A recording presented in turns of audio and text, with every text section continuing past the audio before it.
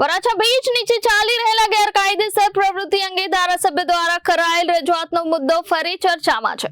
ધારાસભ્ય કુમાર કાણાણીએ જણાવ્યું કે પોલીસ અને પાલિકાએ સંયુક્ત કામગીરી કરીને બ્રિજ નીચેનું દબાણ હટાવ્યું છે। કુમાર કાણાણીએ કહ્યું હતું કે મેં પ્રજાના પ્રતિનિધિ તરીકે આ બાબતે તંત્રને પત્ર લખ્યો હતો। હું કોઈ વખાણ માટે નથી કહેતો, પરંતુ લોકોને પડતી સમસ્યા દૂર થાય તે માટે જ હું પત્ર લખું છું।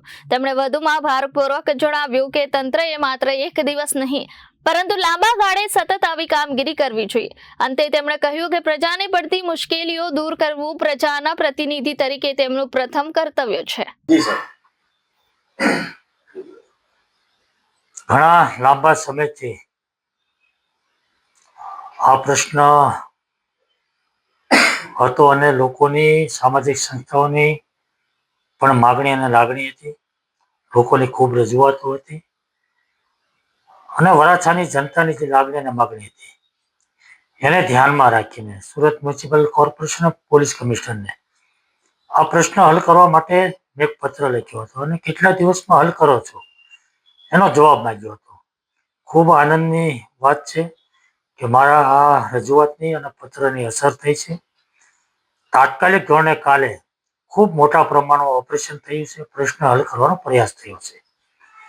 પરંતુ હું ચોક્કસપણે માનું છું કે આ પ્રશ્ન એક દિવસની કામગીરીથી હલ નથી થવાનો। રોજે રોજ આ કામ પર ધ્યાન આપવું પડશે। આ પ્રશ્ન હલ કરવા માટે રોજે રોજ અને પાછળ પડી અને રોજે રોજની કામગીરી કરવી પડશે। અને મને સંપૂર્ણપણે વિશ્વાસ અને ભરોસો છે પોલીસ તંત્ર અને કોર્પોરેશન પર કે એમણે જે સહિયારો પ્રયાસ કર્યો છે અને જે ઓપરેશન કર્યું છે, જે કામગીરી કરી છે, એ રોજે રોજ કરીને આ પ્રશ્ન સંપૂર્ણપણે હલ થાય એ દિશામાં કામગીરી કરશે હું ચોક્કસપણે હું માનું છું।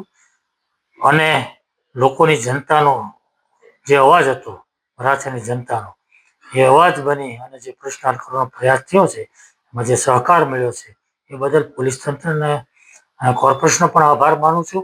અને આ કામગીરી જ્યાં સુધી પ્રશ્ન હલ ન થાય ત્યાં સુધી સતત ચાલુ રહે એ મારી લાગણી પણ છે। Reporter Arvind Rathod, Janadesh news, Surat.